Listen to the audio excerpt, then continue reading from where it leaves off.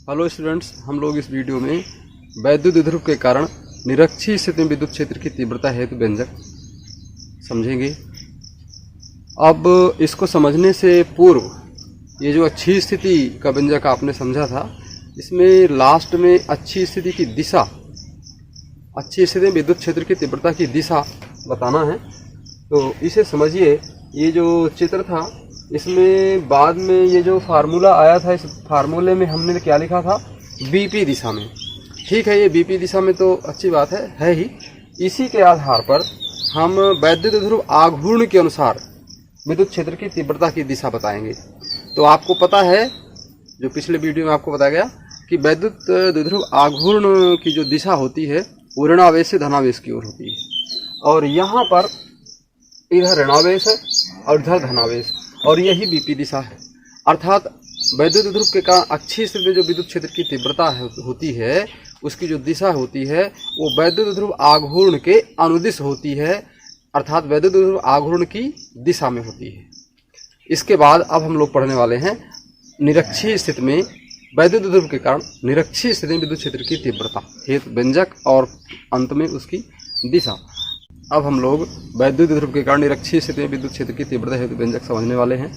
देखिए, इसे निरक्षीय स्थिति कहते हैं।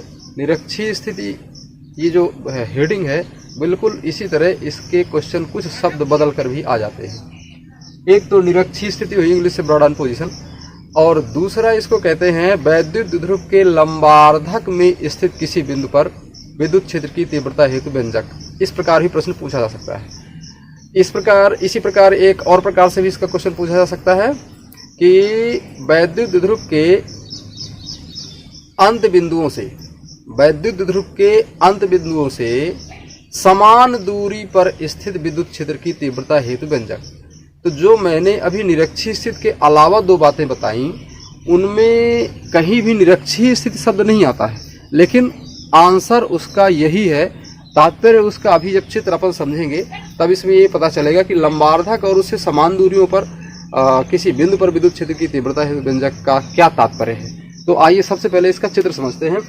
सबसे पहले चित्र बनाने के लिए इसमें हम वैद्युत द्विध्रुव बनाते हैं, जैसे अक्षीय स्थिति बनाया गया था।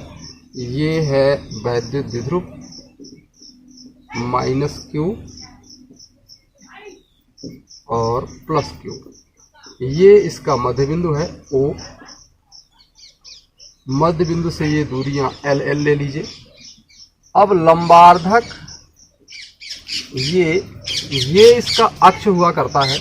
यदि हम वैद्युत द्विध्रुव के कारण अक्षीय स्थिति विद्युत क्षेत्र की तीव्रता समझ चुके हैं, तो हम जानते हैं अक्षीय स्थिति मतलब वैद्युत द्विध्रुव का अक्ष, यानी द्विध्रुव अक्ष ऐसे होता है। तो इसका निरक्ष कैसे होगा? निरक्ष होगा ऐसे, अर्थात ये इसका निरक्ष है, ये इसका निरक्ष है, और इसके किसी बिंदु पर हमें विद्युत क्षेत्र की तीव्रता हेतु व्यंजक प्राप्त करना है। तो इससे अपन ऐसा करते हैं कि यहाँ पर कोई भी एक बिंदु ले लेते हैं। यहाँ मान लीजिए बिंदु P है, और हमें इस बिंदु पर विद्युत क्षेत्र की तीव्रता हेतु व्यंजक, यहाँ पर हमें विद्युत क्षेत्र की तीव्रता चाहिए। तो इस बिंदु पर विद्युत क्षेत्र की तीव्रता ज्ञात करने के लिए सबसे पहले अपन ये मानते हैं कि इस बिंदु पर एकांक धनावेश रखा हुआ है। यहाँ पर हमें एकांक धनावेश Q0 लिखने की आवश्यकता नहीं है। ये बात आपको मन ही मन में समझे रहना होगा कि यहाँ पर हमें विद्युत क्षेत्र की तीव्रता ज्ञात करनी है, चाहे अक्षीय में ज्ञात करें चाहे निरक्षीय में। ये काउंटिंग में नहीं आता है, काउंटिंग में इसको अपन गणना में इसको नहीं लिखने की आवश्यकता होती है, लेकिन यह मानना जरूरी होता है कि यहाँ पर जिस बिंदु पर हमें विद्युत क्षेत्र की तीव्रता ज्ञात करनी है, वह बिंदु, उस बिंदु पर हमने एकांक धनावेश रखा हुआ है। अच्छा, इसे अभी जो मैंने ये हेडिंग के अलावा जो दो क्वेश्चन बोले, वो दो क्वेश्चन किस आधार पर बोले और वो परीक्षा में क्यों पूछ लिए जाते हैं और वो बिल्कुल सही रहते हैं।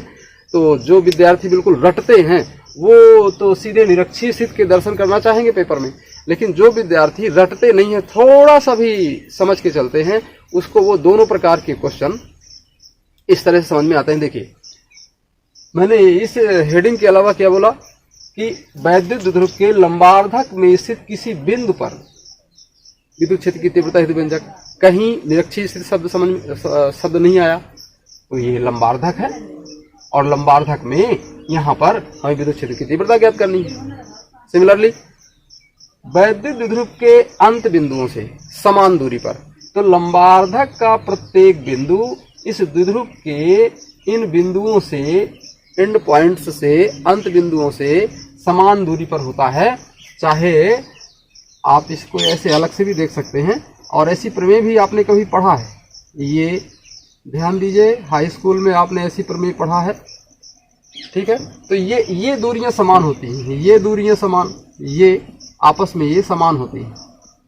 इसलिए वैद्युत द्विध्रुव के अंत बिंदुओं से समान दूरी पर, मतलब ये दूरी और ये दूरी कहीं के लिए भी ले लें, विद्युत क्षेत्र की तीव्रता ज्ञात करें। तो यहां भी कहीं निरक्षीय स्थिति शब्द नहीं समझ में आता। चलिए ठीक है, अब आते हैं निरक्षीय स्थिति की परिभाषा में। हमें निरक्षीय स्थिति की परिभाषा लिख देनी चाहिए, एग्जाम में पूछी नहीं जाती। ध्यान रखें कि निरक्षीय स्थिति किसे कहते हैं, इसके लिए ऐसा कुछ नहीं पूछा जाता। वो डायरेक्ट ऐसे बिल्कुल सीधा सीधा प्रश्न रहता है, इसमें कहीं ऐसा कुछ आवश्यक नहीं है कि वो परिभाषा पूछता ही नहीं है, आपको लिखना है। तो जैसे निरक्षीय स्थिति की जिससे परिभाषा बनती है, उससे इसकी भी अक्षीय स्थिति की जिससे परिभाषा बनती है, उससे निरक्षीय स्थिति की परिभाषा बन जाएगी। कैसे? जिस बिंदु पर हमें विद्युत क्षेत्र की तीव्रता ज्ञात करनी है, यदि वह बिंदु द्विध्रुव के लंबार्धक पर स्थित होता है, तो उस बिंदु को द्विध्रुव के सापेक्ष निरक्षीय स्थिति कहते हैं। इस तरह से ये इसकी डेफिनेशन हुई, ये आप नोट्स में ये डेफिनेशन देख सकते हैं। चलिए फिर इसको शुरू करते हैं। तो सबसे पहले आप यहाँ से मध्य बिंदु से, द्विध्रुव के मध्य बिंदु से, और इस बिंदु पर जहाँ पर हमें विद्युत क्षेत्र की तीव्रता ज्ञात करनी है, इस बिंदु तक की दूरी मान लीजिए स्मॉल r, अक्षीय स्थिति भी माने थे मध्य बिंदु से ही। अब इस पॉइंट को यहाँ से आप और इस पॉइंट को यहाँ से जोड़ने वाले हैं, लेकिन कैसे? आपने ये मन में सोचा हुआ है कि यहाँ पर एकांक धनावेश रखा हुआ है, तो बिंदु B के कारण, बिंदु B पर धनावेश तो है ही, बिंदु B पर स्थित धनावेश बिंदु P पर स्थित धनावेश को क्या करेगा? प्रतिकर्षित करेगा। किस दिशा में प्रतिकर्षित करेगा? इस दिशा में, इस दिशा में प्रतिकर्षित करेगा। तो बिंदु B पर स्थित प्लस Q के कारण बिंदु P पर स्थित एकांक धनावेश पर लगने वाला बल ही विद्युत क्षेत्र की तीव्रता होगी, विद्युत क्षेत्र की परिभाषा से। तो यहाँ पर जो तीव्रता ये बनेगी, इस तीव्रता को हम E1 बोल दे रहे हैं। इसी तरह बिंदु A पर कौन स्थित है? माइनस Q आवेश। ये बिंदु P पर स्थित आवेश को, जो एकांक धनावेश है, उसको क्या करेगा? आकर्षित करेगा।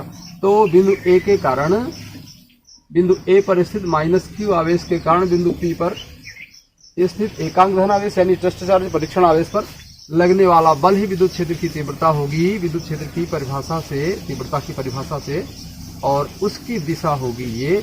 इसको अपन मान लेते हैं थोड़ी देर के लिए E2 अध्ययन की सुविधा के लिए।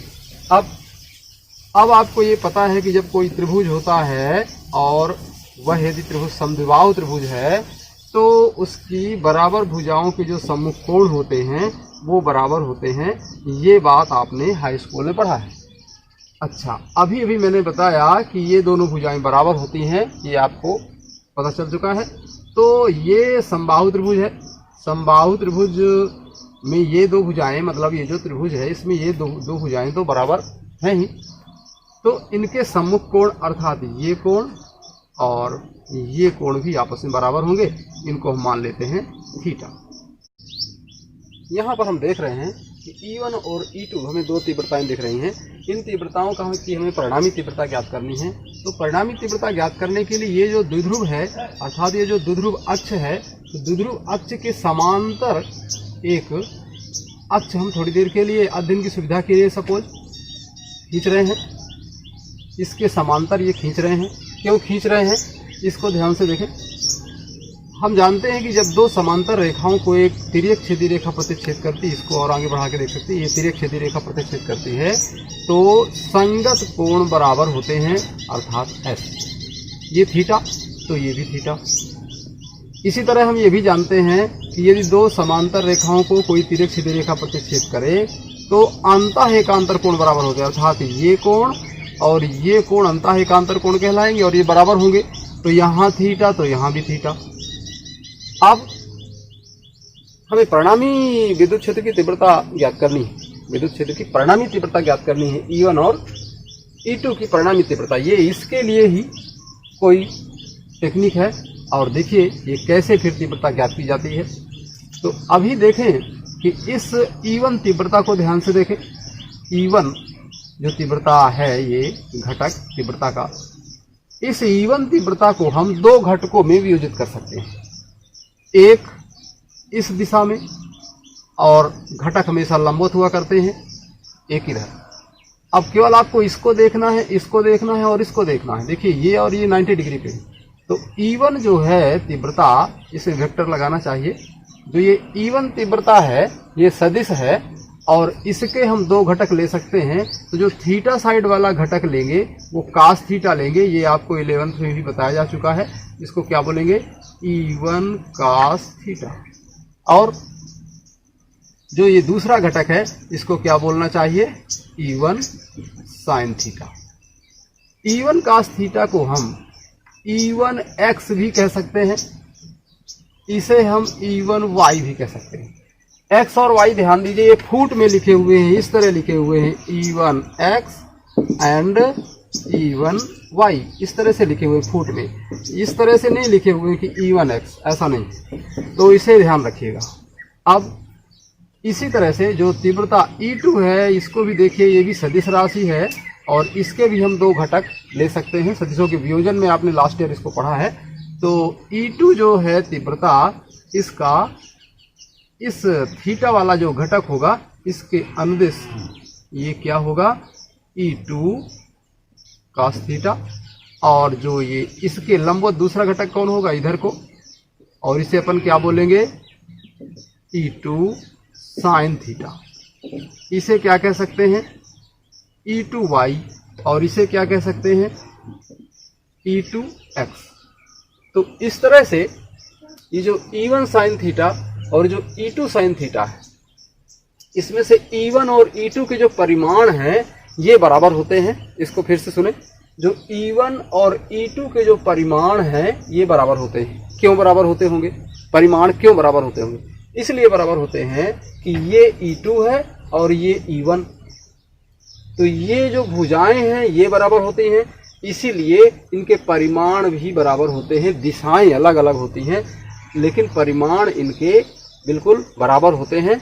और ये यहाँ और यहाँ से समान दूरी पर यहाँ बल लग रहा है ना, तो जितना बल इधर आकर्षण का लगता है, जितने न्यूटन या जितने डायन कुछ भी मान लीजिए थोड़ी देर के लिए, उतने न्यूटन डायन बल इधर आकर्षण का लगता है। इसलिए परिमाण बराबर होते हैं। और बल ही तो विद्युत क्षेत्र की तीव्रता होती है। विद्युत क्षेत्र की तीव्रता तो बल ही होती है।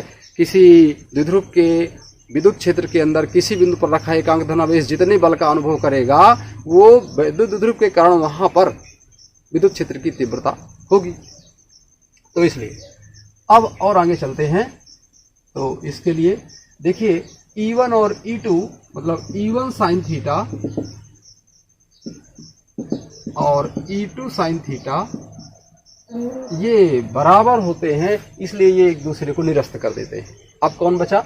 E1 cos थीटा और E2 cos थीटा। तो इस तरह से जो परिणामी तीव्रता होती है वो इन्हीं घटकों का योग होती है। अर्थात परिणामी तीव्रता क्या हो जाएगी? E equal to E1 cos theta plus E2 cos theta. और अभी आपको मैंने बताया कि चूंकि E1 और E2 दोनों बराबर होते हैं तो यहाँ E1 और E2 भी रख दिए जाएं। चूंकि E1 इक्वल टू E2, इसलिए E equal to 2 E1 cos theta आएगा। इसको आप कह सकते हैं 2 E1 cos थीटा। अब हमें परिणामी तीव्रता ज्ञात करने के लिए E1 का मान निकालना है और cos थीटा का मान निकालना है। तो E1 का मान निकालने के लिए, cos थीटा का मान निकालने के लिए हम कहाँ चलेंगे? पुनः त्रिभुज में चलेंगे, चित्र में चलेंगे। और इस चित्र में हमें दो त्रिभुज दिखाई दे रहे हैं, एक ये और एक ये। तो इन दोनों त्रिभुजों में कौन सा त्रिभुज लेना चाहिए जिसमें E1 हो? अब E1 तो त्रिभुज के बाहर दिख रहा है, नहीं ऐसा नहीं है, E1 त्रिभुज के बाहर नहीं दिख रहा है। ध्यान से देखिए, ये E1 की लाइन है, ये लाइन E1 की है ये। तो इसे ध्यान से देखिए, और इसका ध्यान रखना है, हमें ये वाला त्रिभुज लेना है। तो E1 का मान कैसे निकालेंगे? देखिए, बिंदु B पर स्थित प्लस Q आवेश के कारण बिंदु P पर स्थित परीक्षण आवेश पर लगने वाला बल, ये तीव्रता होगी E1। और बिंदु आवेश के कारण विद्युत क्षेत्र की तीव्रता हेतु व्यंजक आप इसके पहले पढ़ चुके हैं, वो होता है 1/4πε0K इंटू Q/r²। तो उसी से ये फार्मूला कैसे आएगा? 1/4πε0K into Q/r²। r² का तात्पर्य ये r नहीं है, यहाँ से यहाँ तक की दूरी है, मतलब bp², न्यूटन पर कूलाम, और यहाँ पर आ जाएगा bp दिशा में। एक बार ये दिशा लिखिए, बाकी इसके बाद इस व्यंजक में दिशा लिखने की आवश्यकता इस तरह से नहीं। फिर यहाँ पर एक K आया है, और हमने इसके वर्णन में आपको ये नहीं बोला कि K के बारे में। K के बारे में आप थ्योरी आपको एक लिखना पड़ेगा कि जो वैद्युत द्विध्रुव है वो चारों ओर, उसके चारों ओर कैपिटल K परावैद्युतांक का माध्यम भरा हुआ है, ये वह कैपिटल K परावैद्युतांक के माध्यम से घिरा हुआ है। फिर आगे देखते हैं। इसके बाद ये BP का मान निकाल लीजिए। तो त्रिभुज POB में पाइथागोरस प्रमेय से आप डायरेक्ट BP का मान निकाल सकते हैं। BP² = OB² धन OP²। तो BP² आपको OB मीन्स L² और OP मीन्स R², लेकिन आगे चलकर आपको BP की भी जरूरत पड़ेगी, और वो हो जाएगा √L² + R²। इसके बाद हमें इसकी जरूरत पड़ने वाली है। अब हम यहाँ पर cos थीटा की आवश्यकता हमें, तो cos थीटा का मान निकालेंगे इसी त्रिभुज से। देखिए, त्रिभुज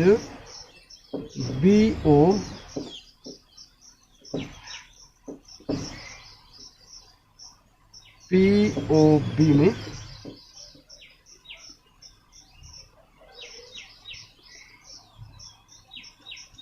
पुनः त्रिभुज POB में, तो cos थीटा के लिए क्या होता है? cos थीटा = आधार बटे कर्ण। आधार क्या है? OB, और कर्ण क्या है? BP। तो OB की वैल्यू क्या है? L। OB = L, और BP या PB = यहाँ निकाल चुके हैं, L² + R²। इस तरह से हमारे पास cos थीटा और BP ये दोनों वैल्यू आ गई हैं।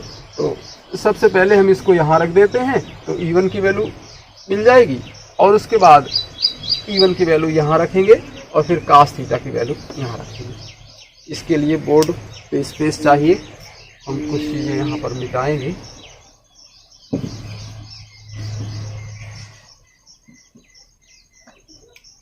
अब आते हैं, सबसे पहले BP का मान यहाँ रख देते हैं। तो यहाँ से आपको मिल जाएगा E1 = 1/4πε0K into Q/L² + R², ये मिल गया। और इसके बाद cos थीटा और E1 का मान, ये दोनों मान यहाँ रख देते हैं, और यहाँ लिखना होगा अब समीकरण 1 से। तो परिणामी तीव्रता = 2 इंटू E1 की value 1/4πε0K into Q/L² + R²। इसको तो आप नोट कर चुके होंगे यहाँ पर इसे। अब cos थीटा की वैल्यू L/√L² + R²। न्यूटन पर कूलाम इकाई हमेशा लिखनी चाहिए। इसके बाद इसे कैलकुलेट करेंगे। E = 1/4πε0K into Q into 2L, ये कहाँ से आ गया? इसको हमने यहाँ पर पुट कर दिया, यहाँ ले गए। क्यों ले गए? इसकी आवश्यकता है। इसके बाद ये L² धन R², इसकी घात 1 है, देखिए इस एल स्क्वायर और आर स्क्वायर की पावर कितनी है 1, और इसकी कितनी है रूट ऑफ एल स्क्वायर और आर स्क्वायर, इसकी पावर कितनी है 1/2। तो 1 और 1/2 1.5 हुआ, और 1.5 को क्या बोलते हैं 3/2। तो यहाँ पर इन दोनों को हम साथ में लिखेंगे, पावर इनकी साथ में लिखने वाले हैं, और ये हो जाएगा एल स्क्वायर धन आर स्क्वायर की पावर 3/2 न्यूटन पर कूलम। अब आपको ये बात पता है, पूर्व में पढ़ चुके हैं अच्छी स्थिति के पहले, P = Q × 2L वैद्युत ध्रुवाघूर्ण। तो यहाँ पर इसकी वैल्यू रखेंगे P = 1/4πε0 K × P/L² + R² की पावर 3/2 न्यूटन पर कूलम। अब यदि L = R हो तो ऐसा है, L = R, तो आप L को छोड़ देंगे और आपको मिलेगा 1/4πε0 K × P/L को छोड़ दिया गया, L इज निगलेक्टेड, R² की पावर 3/2, तो 2 से 2 निगलेक्ट हो गया न्यूटन पर कूलम। तो आपको इस तरह से मिलता है 1/4πε0 K P/R³ न्यूटन पर कूलम। तो इस तरह से ये जो फार्मूला है, ये है वैद्युत ध्रुव के कारण निरक्षीय स्थिति विद्युत क्षेत्र की तीव्रता हेतु व्यंजक का फार्मूला। अब ये एसआई सिस्टम में है, इसको यदि आप सीजीएस सिस्टम में लिखना चाहें तो क्या लिखेंगे? इन सीजीएस सिस्टम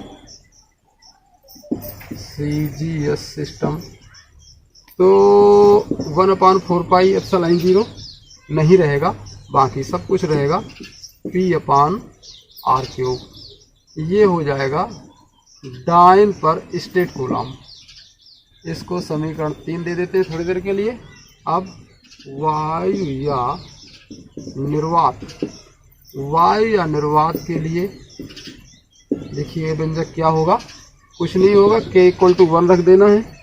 तो equation by second E = 1/4πε0 × Q/R³ Newton पर कूलम इन एसआई सिस्टम,